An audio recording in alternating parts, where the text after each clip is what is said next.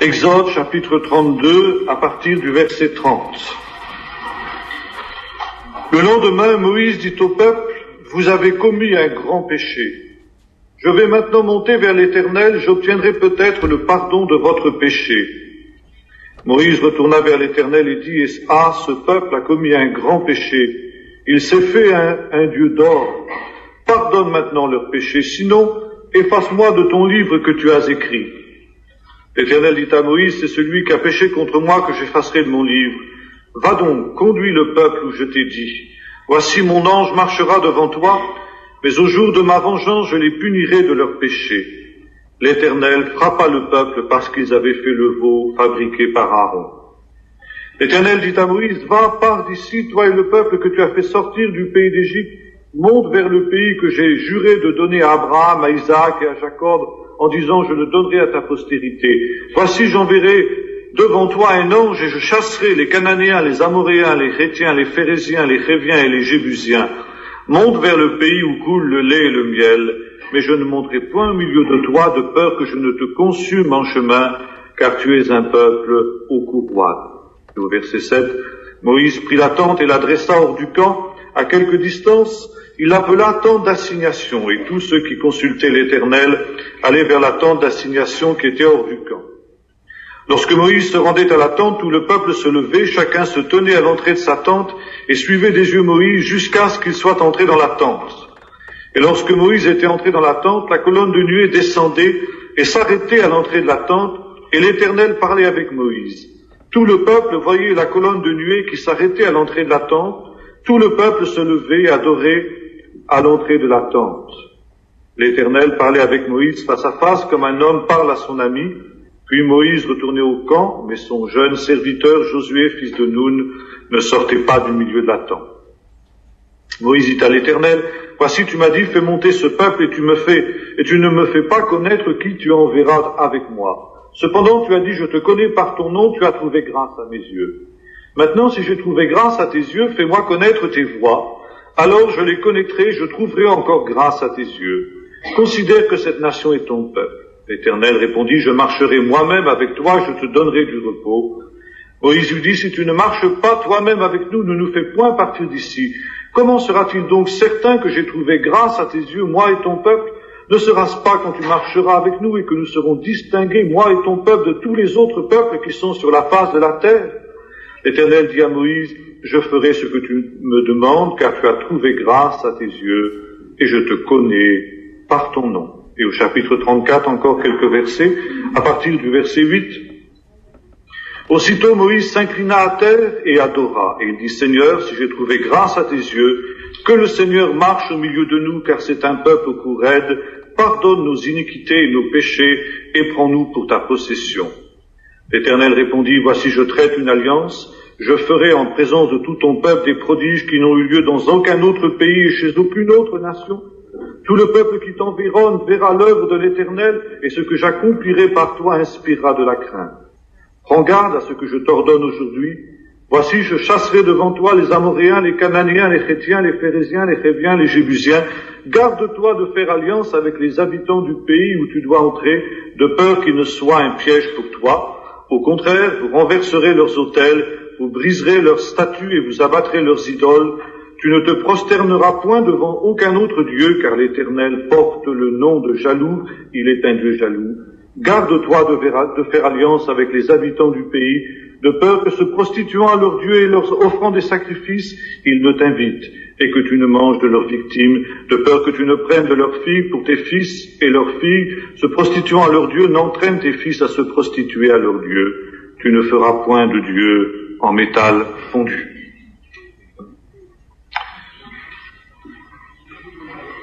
Peut-être que un certain nombre d'entre vous ici connaissent et ont déjà eu l'occasion de visiter le mont Saint-Michel.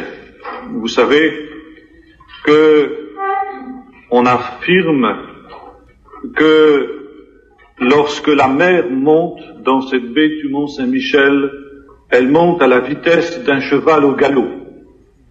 Et pour cette raison, cette baie est extrêmement dangereuse.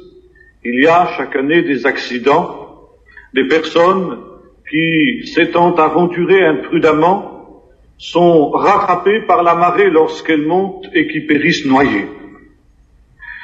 Et ceux qui ont été sauvés, parfois in extremis de ce danger, affirment que ce qui est particulièrement terrible, c'est que soudain on se trouve entouré par la mer, non seulement par derrière, mais par devant, sur les côtés. Il n'y a plus moyen de trouver un chemin dans cette situation. On est encerclé, on est débordé, et finalement on est emporté. Nous avons vu pendant ces jours que nous vivons un temps où l'esprit de l'Antichrist, qui charrie avec lui une vague d'iniquité, de péché, un esprit d'assoupissement spirituel, pourrait ressembler à cette marée quand elle monte. Et lorsque nous nous trouvons confrontés avec ce flot dont parlait aussi le psalmiste, quand il disait « un flot appelle un autre flot et toutes les vagues passent sur moi », eh bien, nous avons parfois cette impression de nous trouver aussi comme soudain encerclés, débordés. On a l'impression de lutter sur un front, et puis soudain, il y a un autre front qui craque derrière, devant, sur les côtés, partout. Et l'Église du Seigneur est comme ce bateau dans la tempête qui soudain fait eau de toutes parts. C'était un petit peu ce que le peuple d'Israël aussi avait vécu au moment de cet épisode du veau d'or, sur lequel nous nous sommes arrêtés hier et sur lequel nous avons médité. Mais aujourd'hui, notre lecture nous montre qu'il y a une suite et que le Seigneur aussi peut intervenir même alors que cette situation semble compromise. Il y a parfois, comme dans cette baie que j'évoquais tout à l'heure, il peut y avoir des accidents, et nombreux sont ceux qui aujourd'hui sont emportés déjà par ce flot, ou sont près de lâcher pied, de perdre pied. Souvent, ce sont des gens qui sont imprudents, ce sont des gens qui, parfois, n'ont pas été avertis, ne connaissent pas la région, ne connaissent pas les dangers, et s'aventurent sans savoir qu'ils vont se trouver confrontés avec cette situation-là. Il y en a d'autres qui ont été avertis, mais qui n'ont pas pris garde aux avertissements, et qui, d'une manière totalement imprudentes, se sont aventurés dans des endroits dangereux. Je crois que pendant ces jours, le Seigneur a voulu nous avertir. Et par conséquent, s'il nous arrivait d'être à notre tour emportés dans ces flots tumultueux qui arrivent de plus en plus rapidement, et nous les voyons arriver un petit peu aussi, je dirais, pour reprendre cette image, à la vitesse d'un cheval au galop aujourd'hui, eh bien, nous serons responsables. Nous serons responsables parce que le Seigneur a voulu nous avertir. En face de ce qui se passe aujourd'hui, Satan aussi agit d'une manière telle que nombreux sont ceux qui ne réagissent pas. Il y a, au sein du peuple de Dieu, un esprit de passivité et un esprit de mollesse qui s'installe. D'ailleurs, je dirais que cela va de pair avec cet esprit de fascination, de divertissement dont nous avons parlé pendant ces jours. Alors, le résultat, c'est la mollesse. Je crois qu'une des marques de notre civilisation, c'est la mollesse. Aussi bien que ce soit dans le domaine matériel, que dans le domaine moral ou que dans le domaine spirituel, il y a une grande mollesse au sein de nos peuples occidentaux décadents.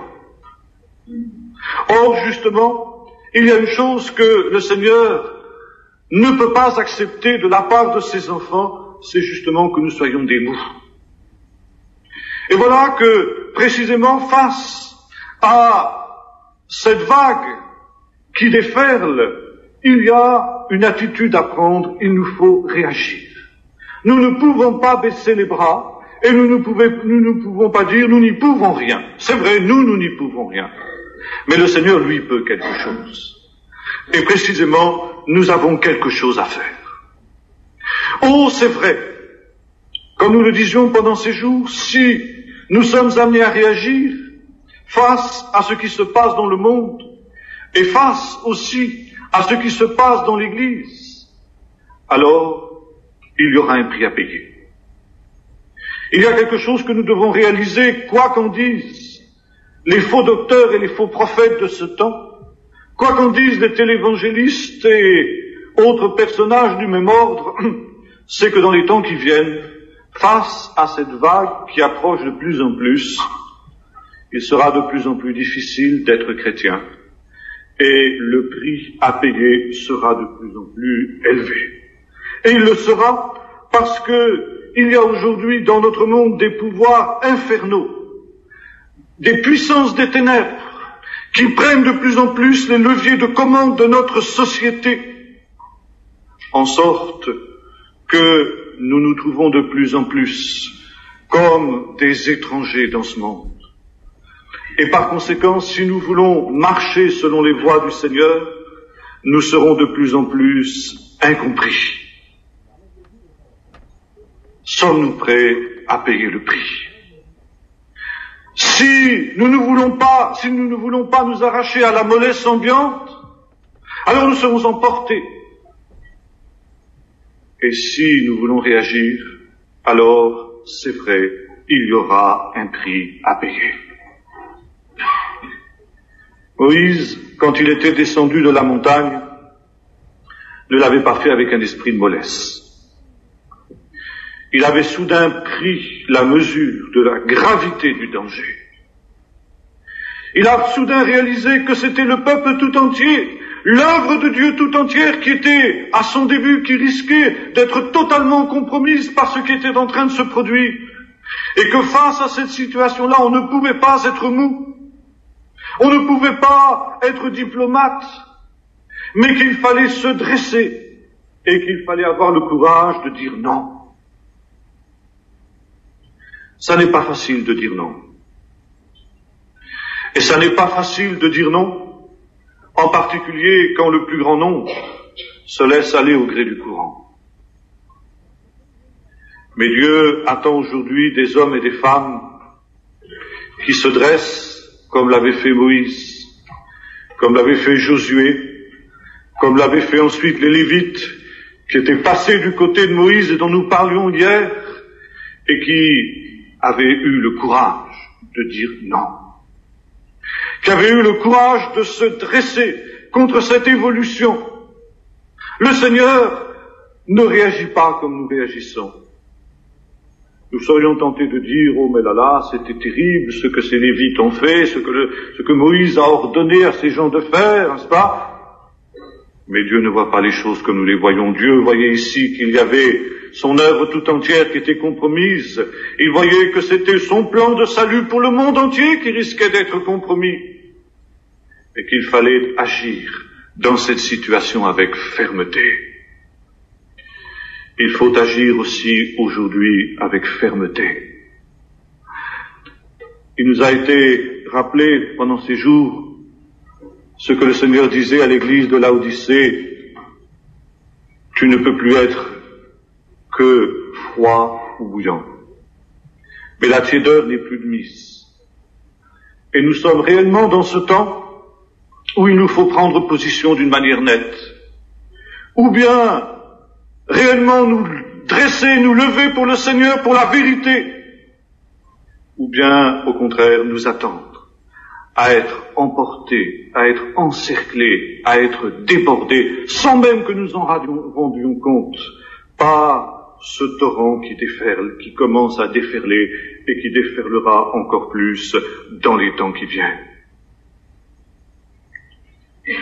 Notre monde, disions-nous pendant ces jours, ressemble à cette grande Babylone dans laquelle aussi, autrefois, le peuple de Dieu avait été dispersé, avait été réduit en esclavage. Et vous vous souvenez comment avait terminé Babylone. Le livre de Daniel nous le rapporte. Alors que cette ville, qui était réputée imprenable à cause des remparts considérables et redoutables qui la protégeaient, cette ville était assiégée par l'armée perse. Mais confiant dans la solidité des murailles, le roi Belshazzar, certainement pour redonner un petit peu de courage à son peuple qui risquait un petit peu de vaciller, avait organisé une fête, comme nous le disions hier. Et il avait invité les grands de Babylone, toute la cour. Il avait fait amener les vases de la maison de Dieu. Et ces vases avaient été utilisés pour les orgies et pour la débauche qui avait marqué cette fête. Et pendant que la fête battait son plein, pendant que le peuple était ainsi diverti, on ne pensait plus au danger qui était là. On ne pensait plus, on n'entendait plus le bruit des béliers, des Perses qui battaient les murailles parce que c'était couvert par le tintamarre de la musique et des cris de joie et de danse qu'il y avait dans le palais du roi. Nous vivons un temps comme celui-ci, où le tintamarre, le bruit qui se fait entendre, le bruit de la fête qui se fait entendre dans le monde et qui se fait entendre aussi dans l'église, cache le bruit des béliers qui sont en train de saper les murailles sur lesquelles notre civilisation repose. Et pendant que la fête battait son plein, soudain, vous vous souvenez, est apparue sur le mur l'extrémité d'une main qui a écrit 3 mots. Peser, compter, diviser. Et soudain, ça a été la douche froide pendant cette fête. Soudain, ce que l'on voulait oublier est revenu. On a cherché à s'étourdir pour ne pas penser, pour ne pas voir la réalité. Et voilà. Il y avait ici un signe qui obligeait soudain à s'arrêter et à réfléchir. Peser. Peser, cette civilisation avait été pesée, jugée légère. Le Seigneur, dans ce temps-ci, pèse son peuple. Il pèse chacun d'entre nous. Que pesons-nous dans la balance de Dieu? Le Seigneur est celui qui pèse les reins et les cœurs, il sonde nos actions. Qu'en est-il de nous? Est-ce que nous allons aussi être trouvés légers? Comptez. Le temps a été compté. L'ultime sursis de grâce pour Babylone arrivait à son terme. Et pour notre monde aussi, le temps est compté. Au cadran de l'histoire, l'heure des jugements de Dieu, des grands jugements de Dieu approche. Le temps est compté.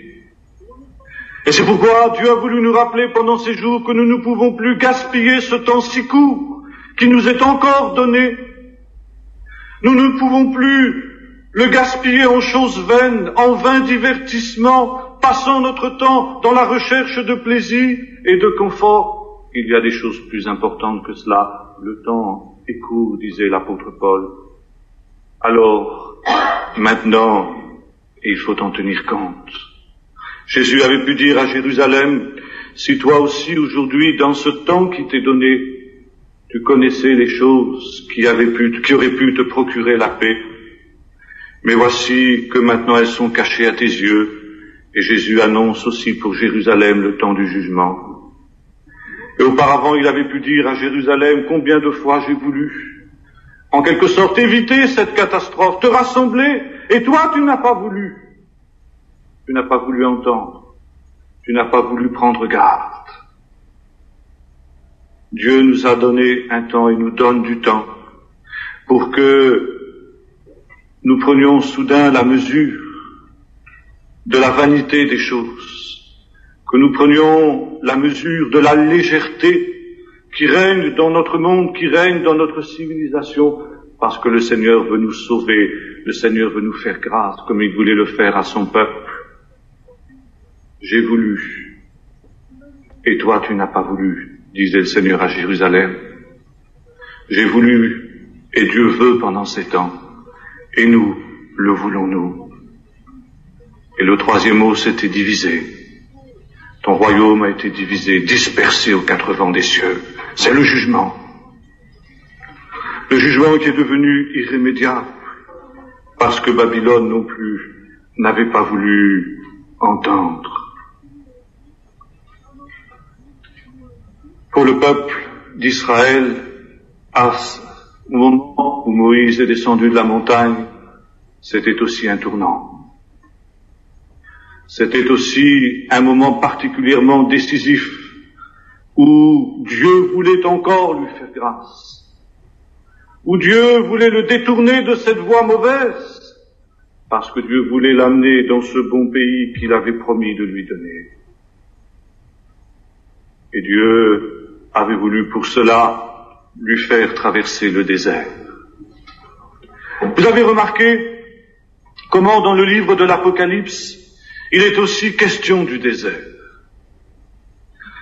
Et là, le livre de l'Apocalypse reprend un texte qu'on trouve dans le livre du prophète Osée, où Dieu annonce que dans les derniers temps, il parlera à Israël comme à une épouse infidèle, et il dit là, je l'attirerai dans le désert, et là, je parlerai à son cœur. Dans le désert. Dans le désert, parce que le désert est un endroit tout à fait particulier de dépouillement.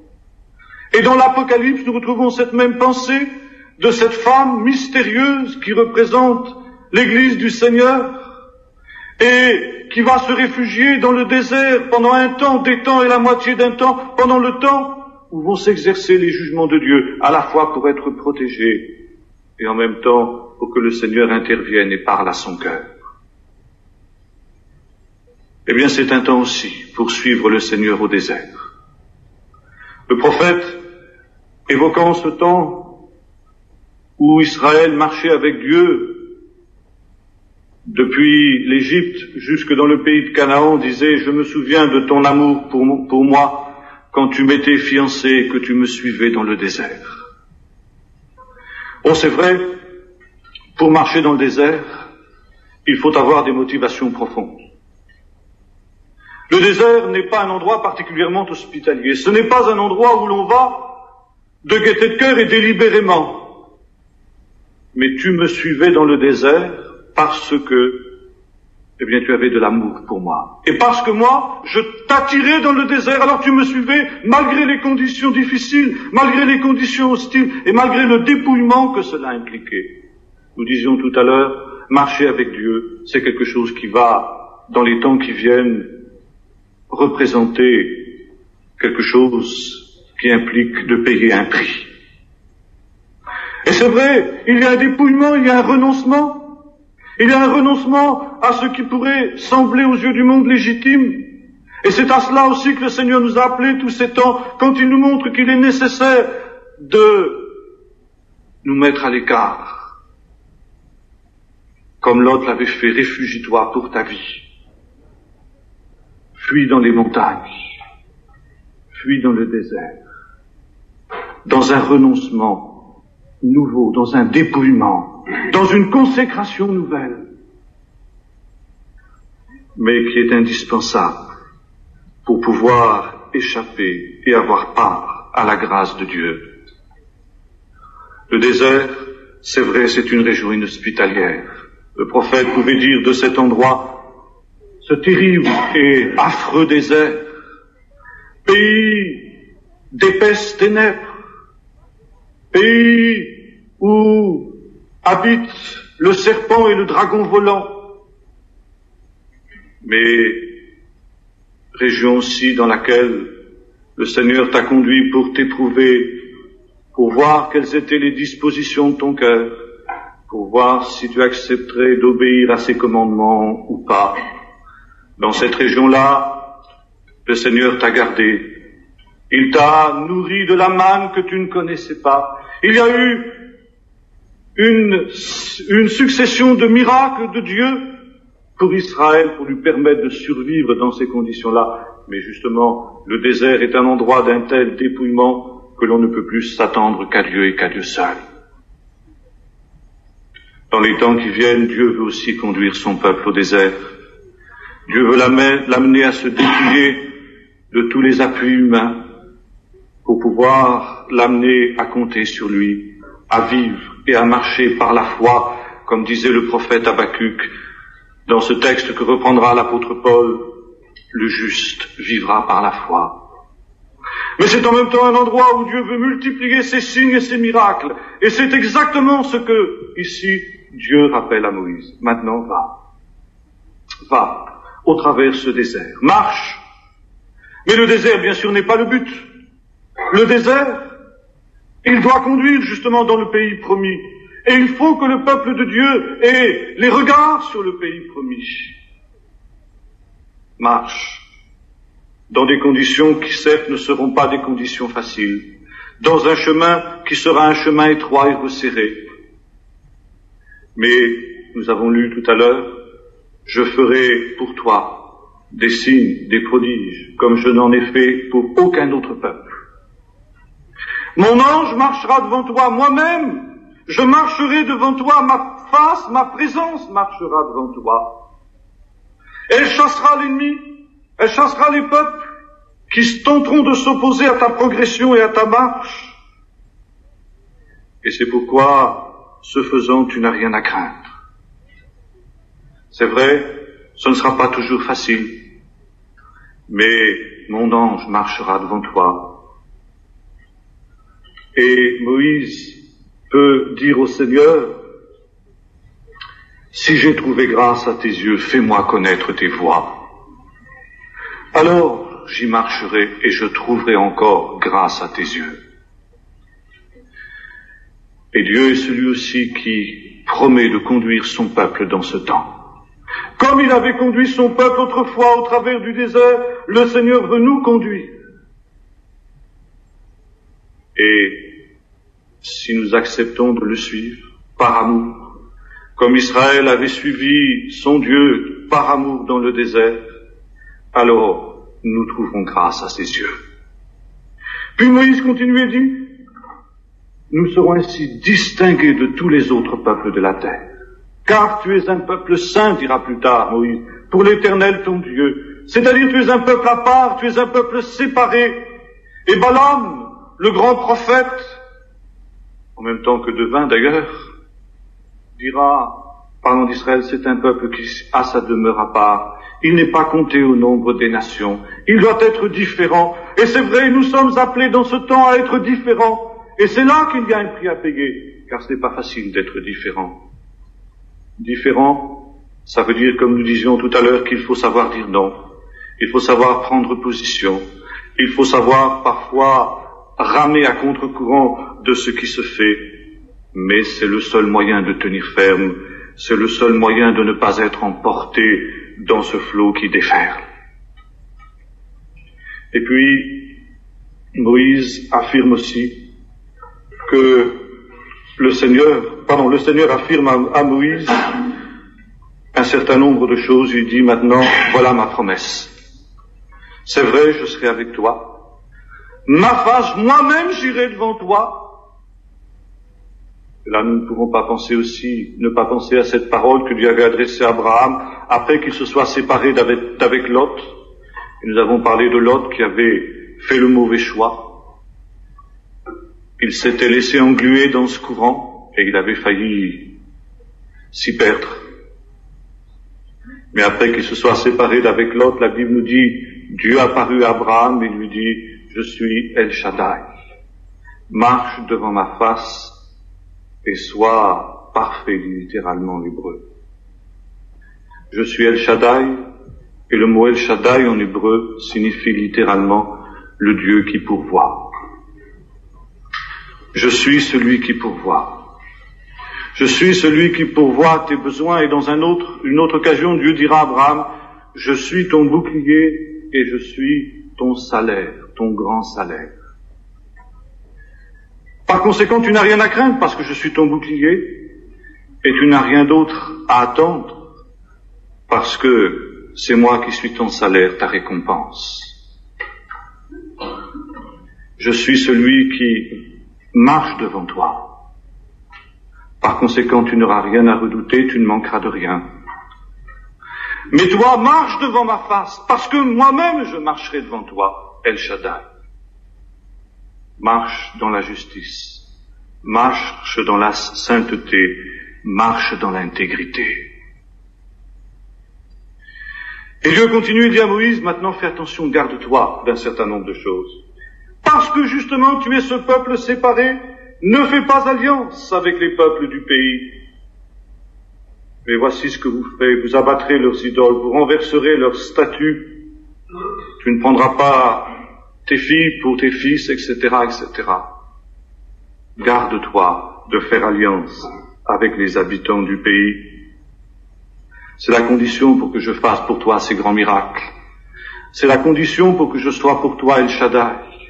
C'est la condition pour que je chasse l'ennemi devant toi. C'est que tu n'aies pas de compromis avec eux, que tu n'aies pas de compromis avec leurs péchés, que tu n'aies pas de compromis avec leur esprit, que tu ne fasses pas de compromis avec ce que le Seigneur a déclaré comme étant une abomination à ses yeux.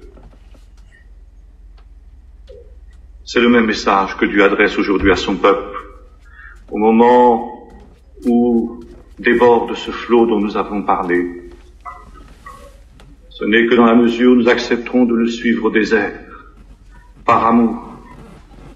Ce n'est que dans la mesure où nous accepterons le renoncement, le dépouillement que cela implique, la consécration nouvelle que le Seigneur attend de nous, que le Seigneur nous fait des promesses. Il dit alors, tu trouveras grâce à mes yeux. Alors mon ange marchera devant toi et moi-même j'irai devant toi. Ma face te précédera. Je serai pour toi El Shaddai. Et si tu marches devant ma face, si tu es intègre, alors j'accomplirai pour toi des signes et des prodiges, comme j'en ai fait autrefois pour mon peuple.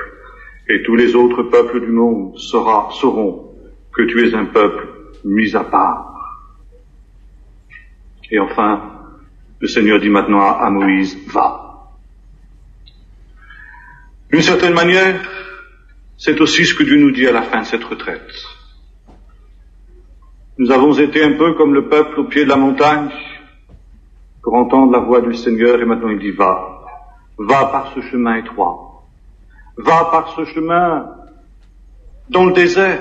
Reprends ton chemin dans le désert. Mais je serai avec toi si tu marches devant ma face. Je serai avec toi si tu acceptes de ne faire aucun compromis avec les habitants du pays. Et enfin, une dernière parole, une dernière promesse. Paul disait à Timothée, toi mon enfant, fortifie-toi dans la grâce qui est en Jésus-Christ.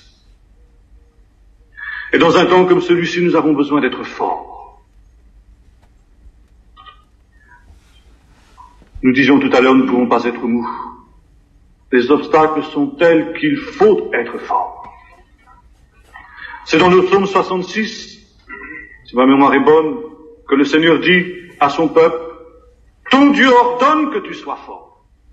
Ah, on pourrait dire, mais je suis pas fort.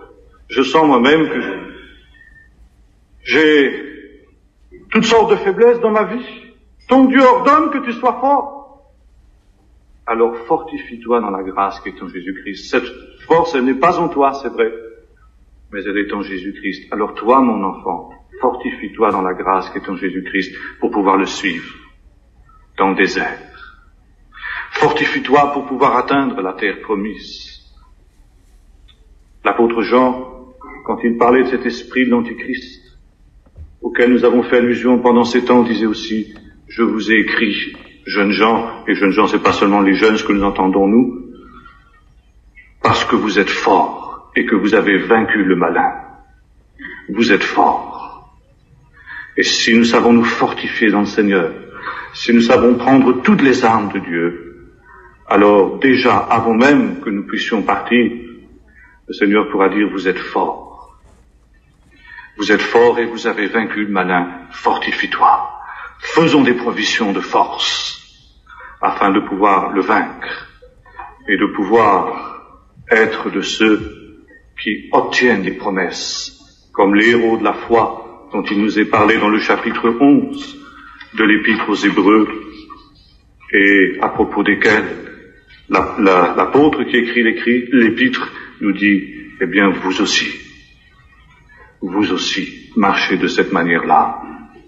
Marchez par la force et la puissance de Dieu, afin de triompher et d'être le peuple de vainqueurs.